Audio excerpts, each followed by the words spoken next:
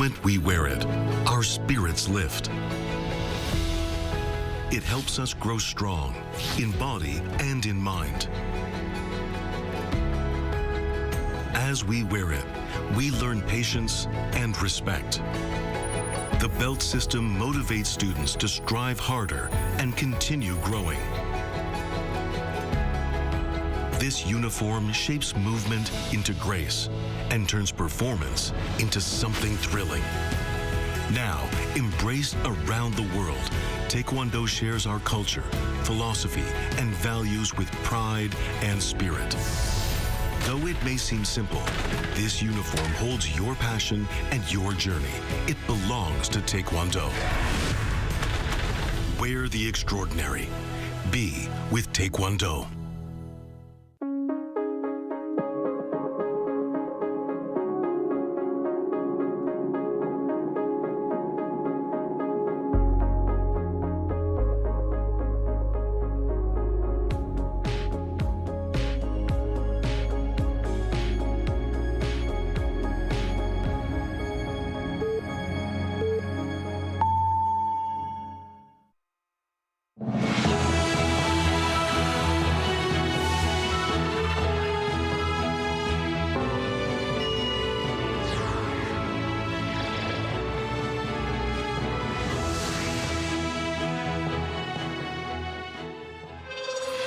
South Korea is going all in to seal a deal with the U.S. before the August 1st tariff deadline expires on Friday. Finance Minister Ko Yoon-chul is on his way to Washington for that final round of negotiations. And also joining Team Korea is Samsung Electronics Chairman Lee Jae-yong, among others. President Lee Jae-myung on Tuesday called for tighter workplace safety measures to prevent fatal industrial accidents and tougher punishments against the violators. The South Korean government and the ruling party have agreed to raise the country's top corporate tax rate to 25% as part of efforts to restore tax equity and rebuild the nation's revenue base. South Korea is hustling to bring home a tariff deal before the hefty duties by the Trump administration kick in on August 1st. On top of the trade delegation, some economic heavyweights have also hopped on the mission for that final push. Our Park Jun-han leads us tonight. High-level South Korean officials are going all out as they engage in trade talks, crisscrossing the globe to negotiate with their U.S. counterparts, reflecting Seoul's determination to mitigate the economic impact of potential reciprocal tariffs of 25%. On Tuesday, Deputy Prime Minister and Minister of Economy and Finance Ko Yoon-chul flew to Washington to continue negotiations with the U.S., saying he will do his utmost to secure a deal. We will do our best to reach a mutually beneficial deal for both South Korea and the United States, with our national interests at the core. South Korea's trade delegation, led by Industry Minister Kim Jong-un and Trade Minister Yo-jong has pursued relentless talks following U.S. Commerce Secretary Howard Lutnick and U.S. Tier Ambassador Jamieson Greer from Washington, D.C. to New York and even to Scotland, where they met during President Trump's visit there. Well, the South Koreans flew to Scotland to meet with me and Ambassador Greer after dinner. I mean, think of how much they really want to get a deal done. On July 31st, Deputy Prime Minister Ko Yoon-chul is scheduled to meet U.S. Treasury Secretary Scott Bessent, while Foreign Minister Cho Hyun, who departed for Japan on Tuesday, will meet Secretary of State Marco Rubio, as both sides push to seal a comprehensive agreement. Meanwhile, Hanwha Group's Vice Chairman Kim Dong-kwan departed for Washington on Monday to support the tariff negotiations. Samsung Electronics Chairman Lee Jae-yong followed on Tuesday afternoon. Kim is expected to propose a shipbuilding cooperation project between the two countries, while Yi will push expanded semiconductor investment and technical collaboration on advanced AI chips in the U.S. Park Jun-han, Arirang News. Continuing on the ongoing trade deal, our Moon Ji-young has broken down the crucial points to watch in the Korea-U.S. talks. With reciprocal tariff looming large, the exact outcome of South Korea's tariff negotiations is also drawing close attention. There's pressure on Korea to lower reciprocal tariffs to the same level as the EU and Japan, both reaching 15% tariff deals with the US. While a 15% rate would still be a burden for an export-driven economy, Korean companies would still be competitive in the US market, as Japan and the EU have similar export structures to the US. The primary strategy for these tariff negotiations can be seen as securing a tariff rate of 15% or lower, consistent with Japan's deal, while simultaneously conceding more than what the U.S. demands, all without incurring significant losses for South Korea. Regarding 25% sectoral tariff on automobiles, any Korea-US tariff deal would be hard to deem successful if the rates are set higher than the 15% rates secured by Japan and the EU. It seems that lowering the 50% sectoral tariff on steel and aluminum will be difficult for Korea, given that both Japan and the EU failed to reduce them. With the EU reportedly agreeing to introduce a quota system that exempts 50% tariff on steel and aluminum products up to a certain level, Korea could also benefit from a steel quota application. The opening of the agriculture industry remains a great concern since Korea faces significant domestic opposition. A key point in the final negotiation process will be how effectively Korea can fend off further opening of its agriculture market, including rice and beef aged over 30 months. Ultimately, it boils down to how much Korea can reduce the U.S.'s trade deficit with South Korea. The strategy proposes to maintain South Korea's exports to the U.S. while increasing imports from the U.S. if Korea shifts its over 70% reliance on Middle Eastern crude oil and LNG to U.S. sources. It could significantly balance the trade deficit with the U.S. without incurring substantial losses. While Korea has reportedly proposed a shipbuilding investment project, experts say it is also crucial to have comprehensive investment plans that ensure win-win opportunities across various fields. 문지영, Arirang News. On Tuesday, President Yo-jong ordered an unprecedented live broadcast of the entire cabinet discussion on eliminating industrial accidents. Now, the 80-minute broadcast could signal the start of a more open policy discussions. Our Presidential Office correspondent Song Yoo-jin reports. Safety should be a basic duty, not a financial burden. Just days after visiting a bread factory where multiple workers were killed on the job, President Lee Jae-myung at a cabinet meeting on Tuesday doubled down on his pledge to eliminate what he calls regressive industrial accidents. 똑같은 장소에서 똑같은 사고가 발생하는 것은 이 예상할 수 있는 일들을 방어하지 않고 사고가 나는 것은 결국 죽음을 용인하는 거죠. 아주 심하게 얘기하면 법률적 용어로 미필적 고의에 의한 살인 아닙니까? In a first for any South Korean administration, the president ordered the entire cabinet discussion on the matter to be broadcast live. The president said measures to prevent industrial accidents must be shared openly. The frequency and scope of such disclosures could be expanded. A range of ideas were proposed to make this year the turning point in ending workplace deaths. We'll pursue measures like punitive damages, restrictions on who can bid for government-led projects, and suspending operations. We must hold those with real decision-making power accountable. When major accidents happen, listed companies face lower ESG ratings, investor pullback, or restricted lending.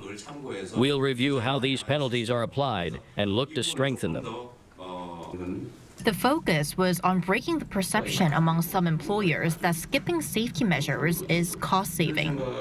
산업안전보건법 각 조항의 안전조치를 정해놓고 그걸 위반했을 때 과태료 최소 5만 원, 최대 5천만 원이라는데 이렇게 하면 지킬 이유가 없죠.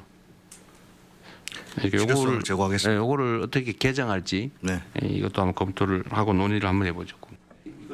Wrapping up, the president asked each ministry to take swift action, whether drafting new laws, adjusting budgets, or visiting work sites.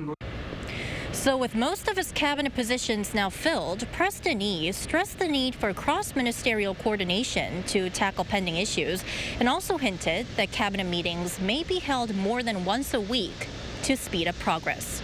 송유진, Arirang News. Amid growing concerns over growing debt, South Korea is moving towards a tax reform, starting with raising the corporate tax that was rolled back 3 years ago, alongside taxes on shareholders with large stock holdings. Our Moon Hae-ryun has more. The South Korean government and the ruling party have agreed to raise the country's top corporate tax rate to 25%, reversing a cut introduced by the previous administration. The decision was made on Tuesday during a policy consultation meeting at the National Assembly as part of ongoing efforts to finalize the 2025 tax reform framework. This increases the rate by 1 percentage point from the current 24% as set back in 2022. The two sides also plan to tighten capital gains tax rules by lowering the threshold for major shareholders. Currently, only those holding over 5 billion won, roughly $3.6 million in a single listed stock, are taxed. Under the new plan, that threshold would be reduced to 1 billion won, or just under $720,000. Officials say the changes aim to restore tax equity and rebuild the nation's revenue base, with the Democratic Party having criticized the Yoon Suk-yeol administration's previous cuts as benefiting the wealthy. We'll correct the tax system to fix the revenue collapse and fiscal crisis. The Treasury is empty. We are buried in debt. In just 2 years, corporate tax revenues have dropped by 41 trillion won. For the first time ever, income taxes from workers have surpassed those from corporations. This level of shortfall, year after year, is not just emptying the state coffers, it's shaking the foundation of government operations. Meanwhile, debate continues over a separate proposal to apply lower flat rate taxation to dividend income. While the government argues it would encourage corporate payouts and boost the stock market, some ruling party politicians warn it could disproportionately benefit high net worth investors. Moon Hae-ryun, Arirang News. Staying at the parliament, lawmakers at the National Assembly today questioned the nominees for culture and land ministers on their policy agendas and qualifications. Our political correspondent Shin Ha-young has the details. The National Assembly held confirmation hearings on Tuesday, continuing its review of nominees for Lee Jae-myung's first cabinet, this time focusing on his picks for land and culture ministers. During the hearing of the nominee for Culture, Sports and Tourism Minister Choi Wi-young, the current CEO of travel platform Noel Universe emphasized his commitment to materializing President Lee's vision of a K-culture market worth 300 trillion won, around $215 billion, and attracting 30 million inbound tourists. Culture is a part of the economy that is a key to international competitiveness. I will help industries such as movies and games overcome challenges and support local content creators and streaming services to help them succeed worldwide. Choi also said he would develop a new K-tourism strategy to turn the global popularity of Korean culture into visits to regions across the country. To prepare for the growing use of AI, he pledged to support content innovation and help build AI training data that reflects Korea's history and culture. On the same day, Kim Yoon-deok, the nominee for Land, Infrastructure and Transport Minister and a three-term lawmaker of the ruling Democratic Party, pledged to quickly roll out a plan to boost housing supply. I will increase housing supply in prime locations, such as near subway stations, by using available land and old public facilities. Redevelopment and reconstruction projects will also be promoted with a focus on balancing public and private interests. Kim also emphasized his commitment to achieving balanced regional growth, saying it is not a choice but a matter of survival. He noted that while local areas are struggling with an economic slowdown and rising unsold homes, housing prices in Seoul and the capital region are soaring, adding that the problem can only be solved through balanced regional growth. Shin Ha-young, Arirang News.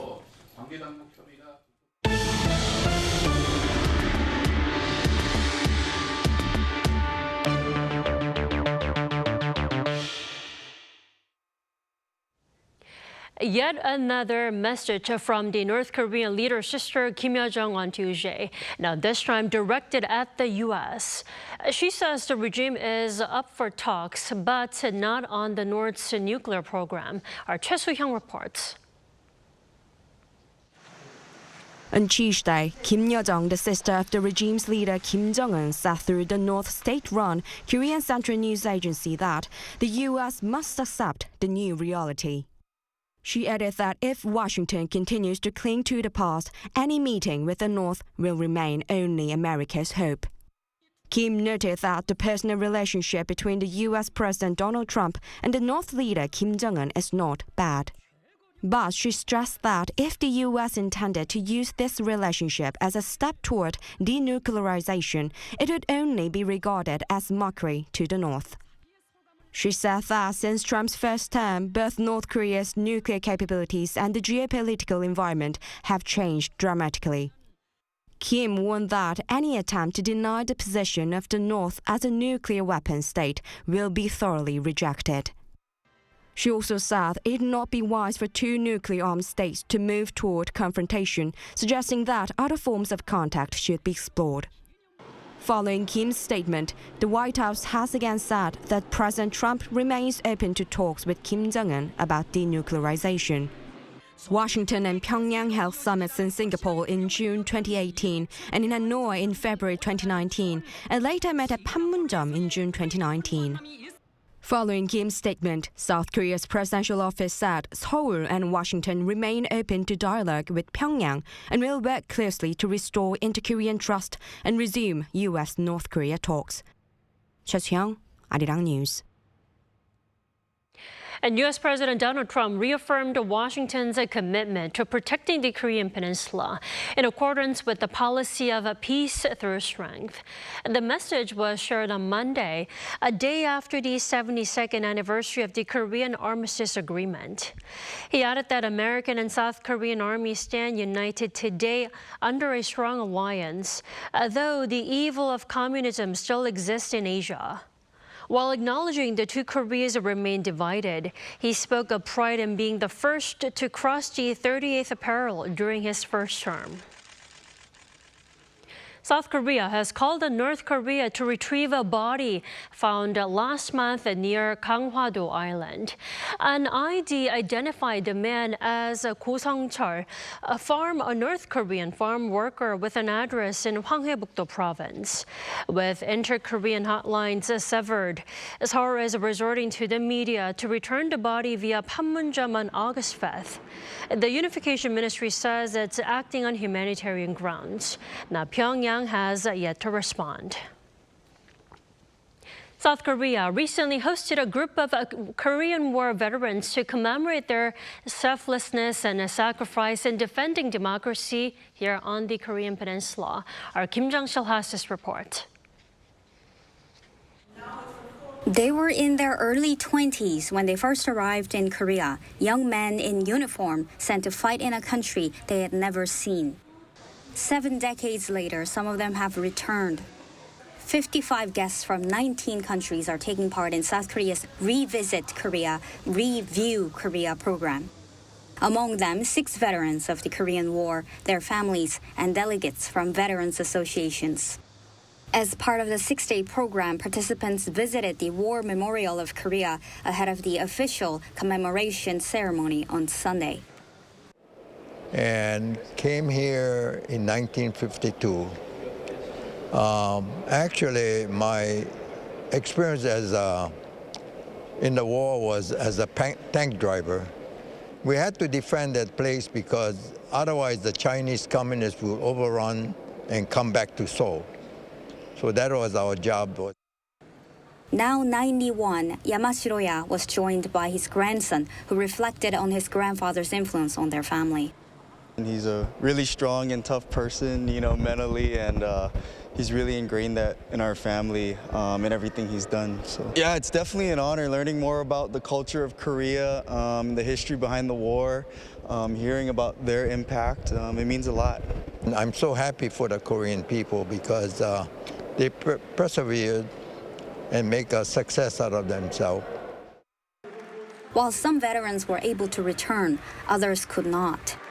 Sunday ceremony was held for UN Forces Participation Day, South Korea's official day to honor foreign veterans of the Korean War. U.S. Army Corporal Fred B. McGee was recognized with the country's highest military honor. His daughter accepted the medal on his behalf. What you've done here this past week has been highly commendable. It's above and beyond anything that I expected. I just celebrate the Korean government and the Korean people for all they've done for the Korean War veterans. The medal was presented by Prime Minister Kim Min-seok, who also addressed the ceremony. To protect the freedom and peace of the Republic of Korea, 1.98 million UN troops stood alongside the Korean people. Their sacrifice will never be forgotten. For the veterans and families who visited this time, the trip offered not only commemoration, but connection. Kim Jong-sil, Arirang News. In other news, this year's APEC hosted Gyeongju is rich in historical relics from the Silla Kingdom. Our An Sung-jin walks us through some of the treasures.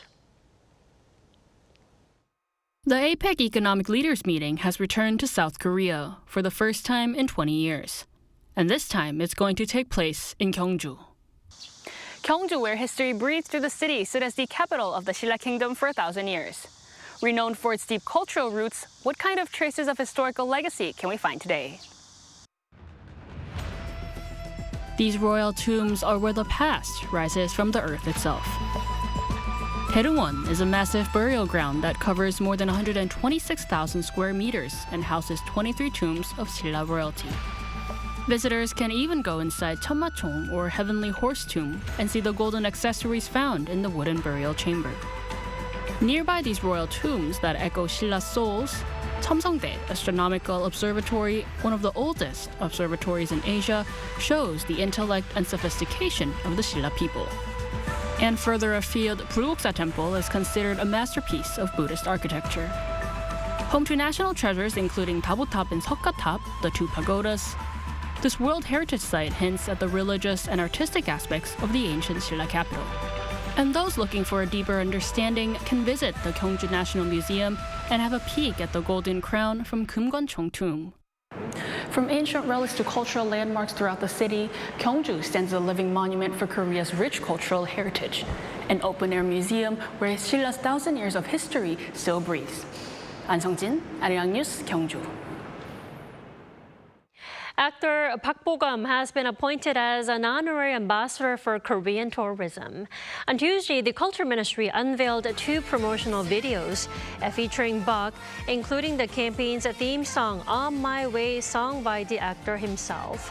A preview event for the new global campaign was also held the same day, introducing themed videos supporting tourism in regions, such as the Gyeongsang-do provinces, highlighting Gyeongju, the host city of the upcoming APEC 2025 Korea.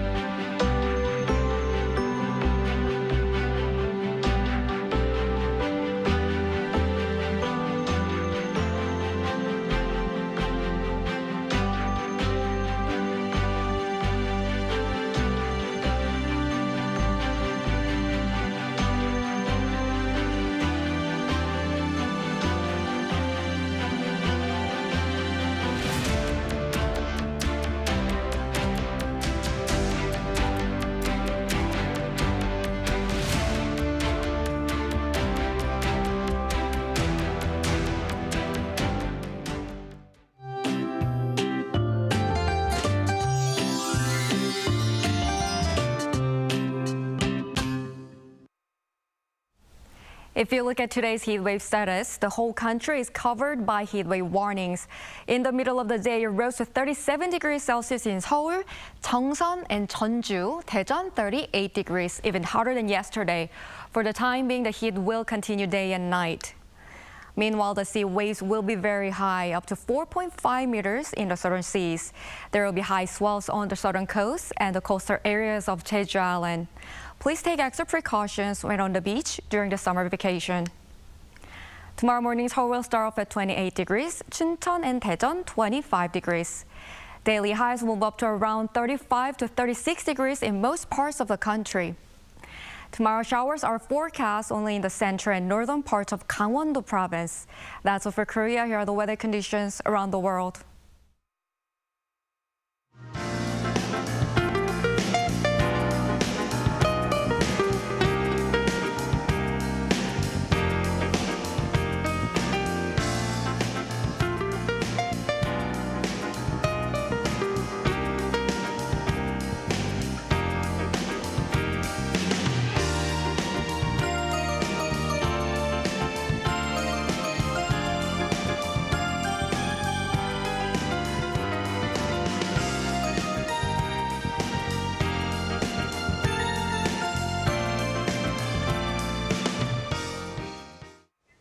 That is all we have for tonight. I'm Kim Da-mi. For all of us here at Arirang, thanks for watching and good night.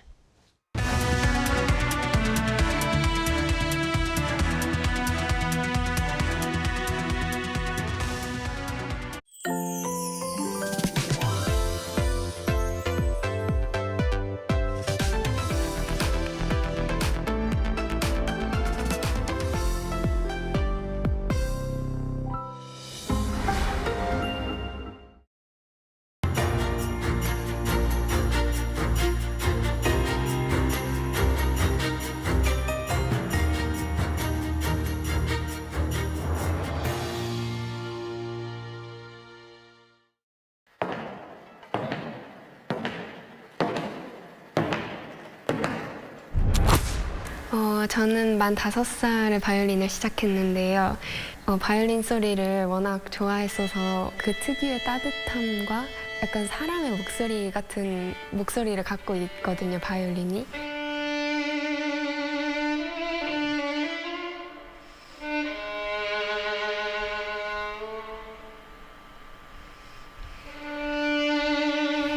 저는 무대에 올랐을 때보다는 이제 혼자 연습할 때 더 큰 희열을 느끼는데 제가 표현하고자 하는 음악이 잘 나왔을 때 그때 가장 큰 기쁨을 느끼는 것 같아요. 그래서 저만의 색깔을 어떻게 하면 찾아갈 수 있을까 그걸 제일 많이 고민하는 것 같아요.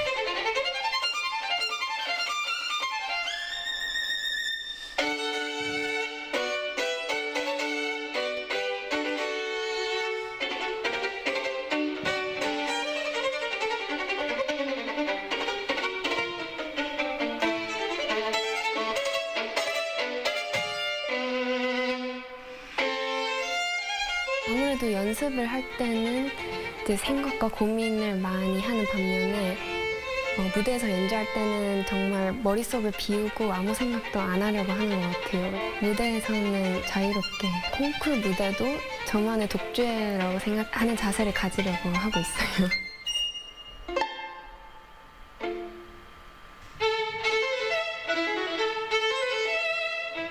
사실 바이올린과는 거의 제 인생의 대부분을 같이 해왔기 때문에 저를 힘들게 할 때도 많지만 제가 가장 사랑하고 아끼는 존재입니다.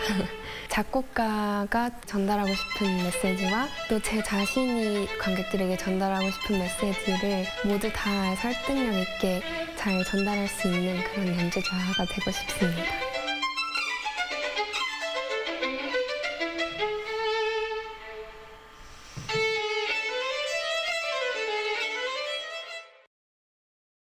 Arirang TV is conducting an overseas TV viewer survey to provide you with a better global broadcast service.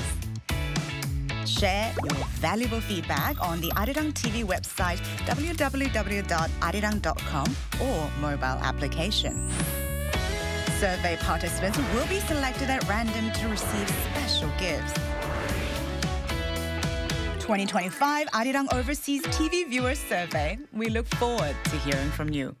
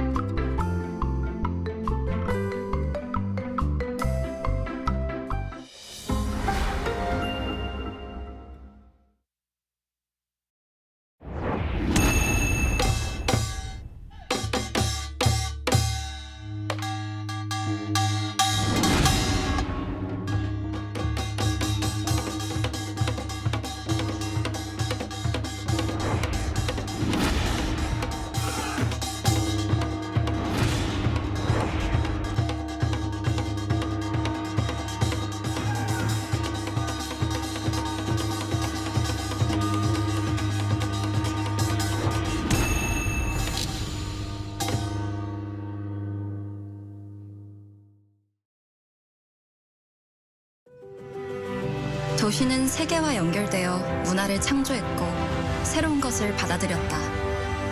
함께여서 우리는 더 자유롭고 더 멀리 갈 수 있어. 닫힌 문이 아니라 열린 질문으로. 나에게 APEC은 자유, 융합, 국제성, 다양성, 포용, 개발. 신라의 정신이 APEC 2025로 이어집니다.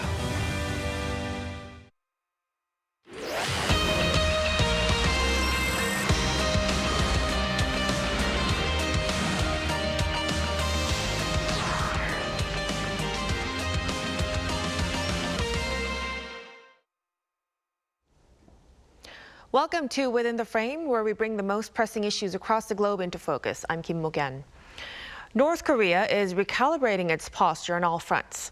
Kim Yo-jong, the sister of leader Kim Jong-un, has flatly rejected dialogue with the Lee Jae-myung government and declared Pyongyang's nuclear status irreversible, drawing a clear line against both Seoul's and denuclearization talks. But the message doesn't stop there. As direct flights to Moscow begin and millions of artillery shells flow to Russia, North Korea's alignment with the Kremlin is no longer symbolic, it's operational. Still, China remains its primary trade partner, signaling a careful balancing act. Now, in response, Seoul is hinting at flexibility on U.S. joint exercises while investing in missile defense, and President Trump says is still open to talks. With the peninsula in flux, the bigger question is, what kind of long-term game is Pyongyang playing now? For a deeper discussion on this, we're connecting to Bruce Klinger, non-resident senior fellow at the Marine and Mike Mansfield Foundation in Washington. Welcome, Doctor. Thank you. And also joining us is Chung Gu-yeon, associate professor of political science at Kangwon National University. Good to see you, Professor. Thank you for having me today. So let's start our discussion with Professor Chung. Pyongyang's most direct message, of course, Kim Yo-jong has now doubled down, saying there's nothing to discuss with the Lee Jae-myung administration. She also reaffirmed North Korea's nuclear status as irreversible and dismissed personal diplomacy as irrelevant to denuclearization as well. What does this sharper tone tell us about Pyongyang's plans on inter-Korean ties? Well, I think the recent remark actually demonstrate and confirm the two-state doctrine that North Korea revealed in 2023. In other words, two Koreas are at war in a hostile relationship. And also that remark shows that North Korea prioritized dialogue with United States, not South Korea. But the thing is that North Korea tried to separating the relationship, personal relationship between Trump and Kim Jong-un from the official foreign policy of the United States toward North Korea. So I think that's the kind of things we have to notice, that they still have incentive to start the dialogue, but at the same time, they are not interested in prioritizing or put the denuclearization agenda on the table. So that's the kind of challenge for not only South Korea but also United States, that denuclearization will be a kind of long-term goal in realizing the relationship with North Korea. Right, so a complex situation indeed. Now, following this, Seoul's presidential office said it takes note of Pyongyang's latest message, but will continue pushing for peace. Dr. Klinger, in your view, is Seoul showing strategic patience or leaving itself vulnerable by staying conciliatory? In a way, it's both. Any South Korean government has to try to engage with North Korea in dialogue. Sometimes Pyongyang is willing to open the door. Other times it remains firmly locked. And we've even had times where U.S. diplomats literally tried to slide a letter from the U.S. government, including the U.S. president, under the door of the permanent North Korean mission in the UN, only to watch the letter be pushed back out into the hallway. So both Washington and Seoul have been trying to have dialogue with North Korea since October 2019, when some bilateral talks between Washington and Pyongyang collapsed. Since then, we've had virtually no contact. So both Washington and Seoul are going to try to continue dialogue attempts, but right now North Korea has shown that it really is not interested with either country. Because they're getting so many benefits with no or few conditions from Russia, far more benefits than they could get in dialogue with the United States. So as part of, Seoul's attempts to, resume dialogue, Unification Minister Chung Dong-young has now said the government is open to proposing adjustments to the ROK-US joint exercises. Professor Chung, what do you think of the feasibility of this idea? And if they materialize, actually, do you think it could help thaw relations with Pyongyang? Well, when it comes to feasibility, there's kind of two competing actually prospects. Given that we have seen during the first Trump administration's suspension of Iraq-U.S. joint exercises has been used to facilitate dialogue with North Korea. So in that sense, United States, especially Donald Trump, might acknowledge the kind of instrument of this suspension of U.S. joint exercises, but still it can be seen as a weakness.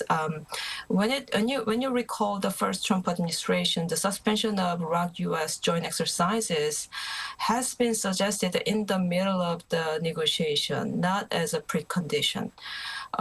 Even if we suggest this kind of precondition, I don't think there will be a substantial kind of improvement when it comes to inter-Korean relationship.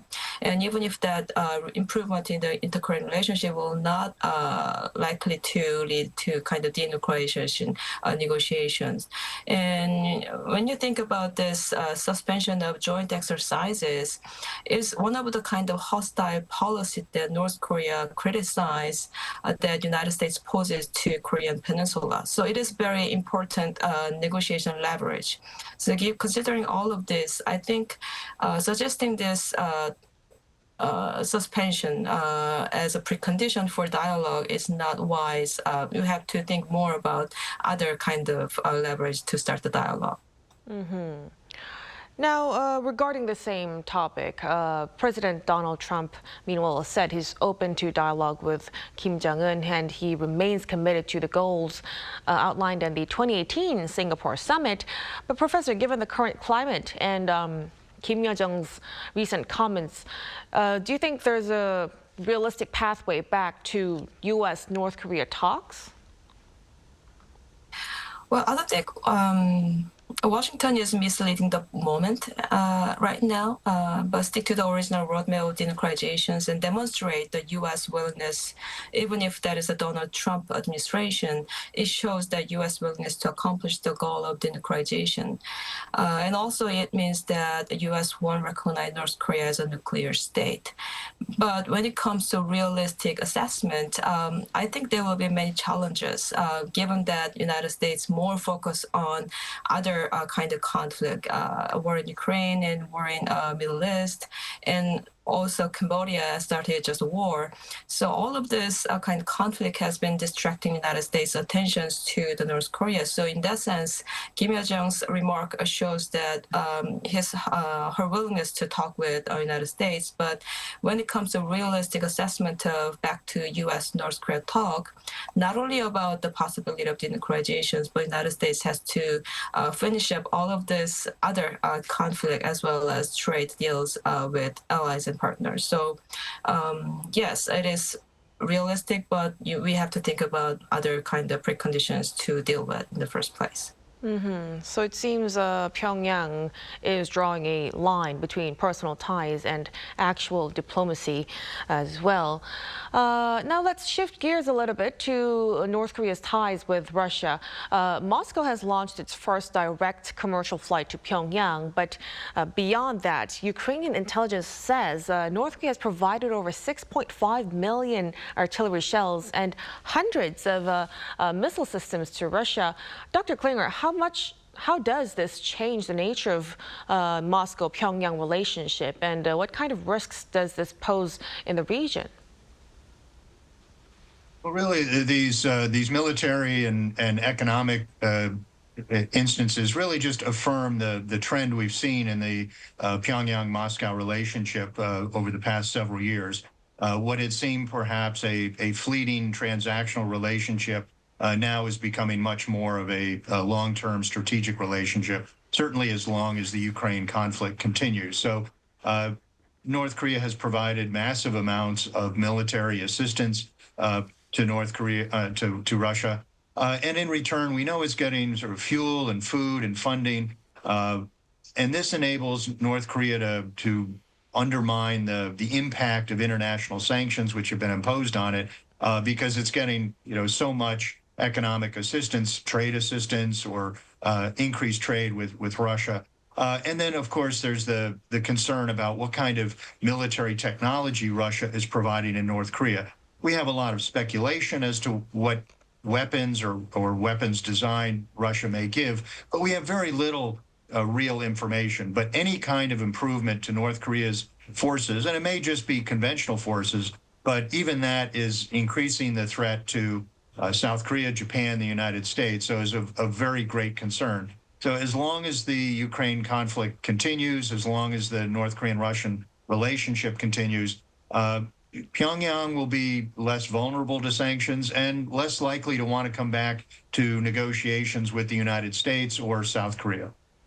Right. So the situation definitely changed over the past years since when Trump and Kim Jong-un had their talks before. Now, staying with our question, despite growing ties with Russia, North Korea still seems to lean heavily on China for trade. Dr. Klinger, do you think it's a vulnerability the U.S. and its allies can exploit, or has Pyongyang maintained to weaponize that dependency already?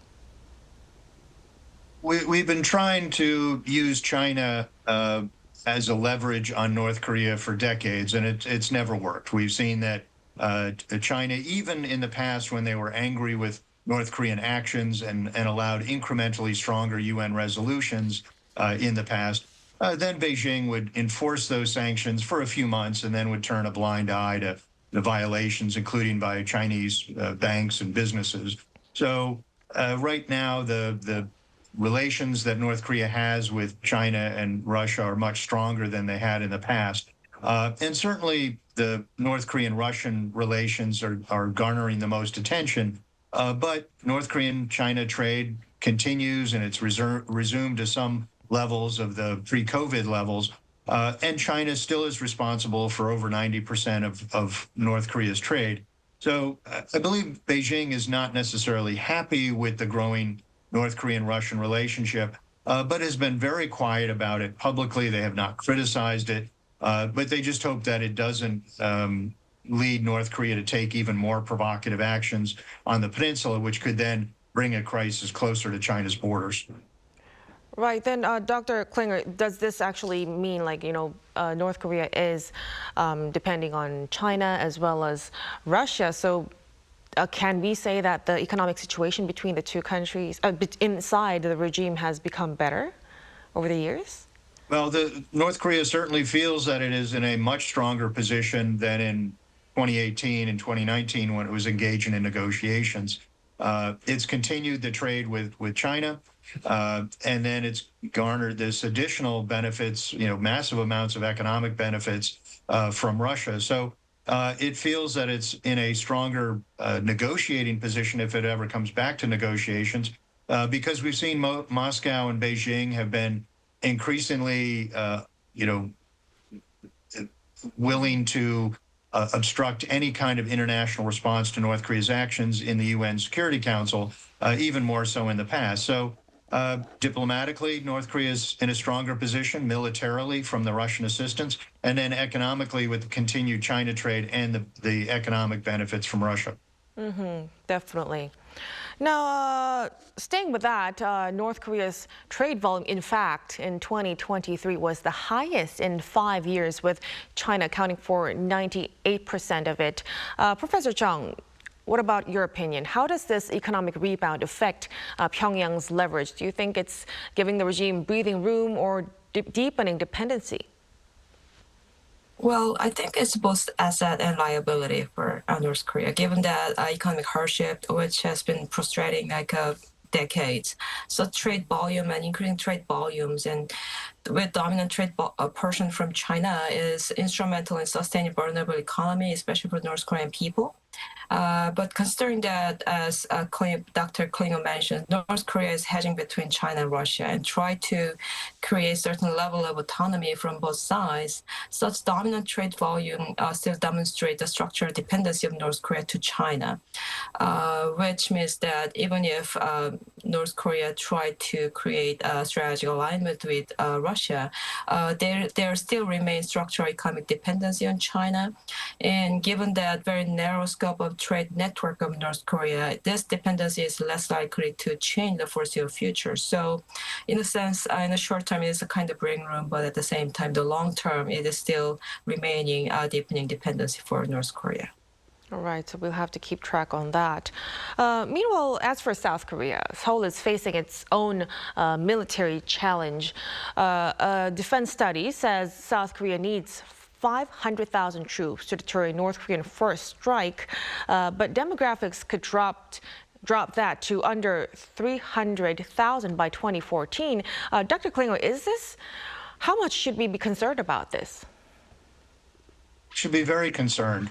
Back in the early 2000s, there were studies demographic studies that showed that South Korea would no longer be able to maintain a military force of 625,000 troops, and that it would be going down to 500,000 by about this time. And those demographic studies proved to be correct.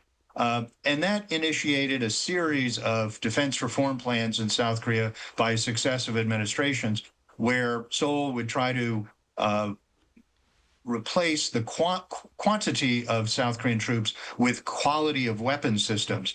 And those defense reform plans often were underfunded, and it lowered the deterrent capabilities of the alliance.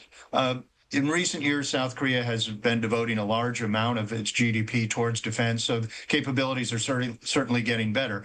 However, the demographic trends continue with Seoul's very low birth rate, I believe the lowest in the world, will have fewer and fewer 18-year-olds available for conscription. That raises questions as to how will South Korea maintain a force, continue to replace quantity with quality, but also politicians from both parties have decreased the length of conscription in order to, win over South Korean youth voters. And that's something that may have to be reconsidered, is no longer have shorter conscription times, but increase them in order to fill the ranks, as well as have improved wages for troops in order to perhaps offset conscription with a larger voluntary force. Right. The nation's demographic situation has been a long laying problem in the country, but there are still efforts to tackle that. But in other ways, Seoul is also boosting efforts in just deploying its upgraded Cheongung-2 missile defense system. Dr. Klinger, what significance does this carry from your perspective? How much does this shift deterrence? How much does this shift the deterrence equation? Excuse me. Well, South Korea in recent years has really done an impressive improvement to its military. When I talk to U.S. alliance managers over the years, there are far fewer complaints and far greater kudos given by the U.S. to South Korea for its military procurement, its military training, et cetera. So the improvement to the South Korean missile defenses goes along with improvements to its offensive forces as well, and sort of across the board on conventional forces. So all of that is to the good because it enhances Allied deterrence capability. It also is working towards some of the conditions for OPCON transition, though South Korea still has a lot more work to do to fulfill the agreed upon conditions. So certainly North Korea's growing missile inventory poses a greater risk to South Korea as well as Japan and the United States. So any improvements in missile defenses is very good. You know, that said, North Korea is probably building more offensive missiles quicker than South Korea and the U.S. are building and deploying missile defenses. So it's not really just about defense, it's actually signaling capability as well. Now, finally, before we let you go, with Pyongyang tightening its axis with Russia, hedging on China, and also closing the door on Seoul, Professor Chung, do you see North Korea building a new long-term strategic alignment? Well, I think there are several factors in determining the prospect of North Korea's new strategic alignment. Considering the ROK-US alliances and ROK-US-Japan Charter cooperation, North Korea would like to balance against those alignments and alliances by starting cooperation with Russia. But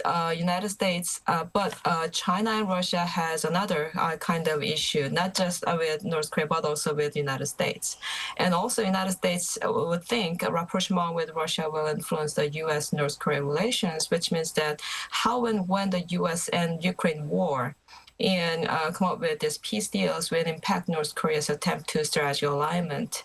And likewise, Trump administration would think how U.S.-China strategic competition unfold will affect North Korea-U.S. relationship as well. So yes, in the short term, North Korea would like to build a strategic alignment, but in the meantime, the calculation of China, Russia, and also United States, this great power politics, and how they end their war in Ukraine and strategic competition with China will influence the process. Right. So if this is the path that Pyongyang's actually heading, the real question will be how the world and other countries would choose to respond to that. We'll be watching closely on that. But as for now, we'll have to leave our discussion here at this point. Thank you so much for your time and for your insights tonight, Professor Chung. Thank you. And Dr. Klinger, we appreciate it. Thank you very much. And that'll be all from us on Within the Frame. Be sure to tune in again next time as we continue to explore the stories that matter. Till then, stay informed and engaged.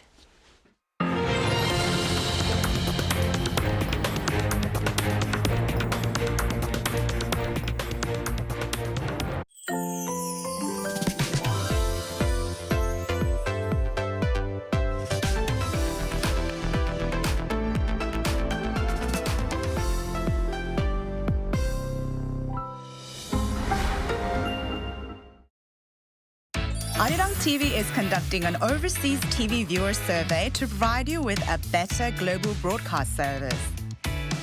Share your valuable feedback on the Arirang TV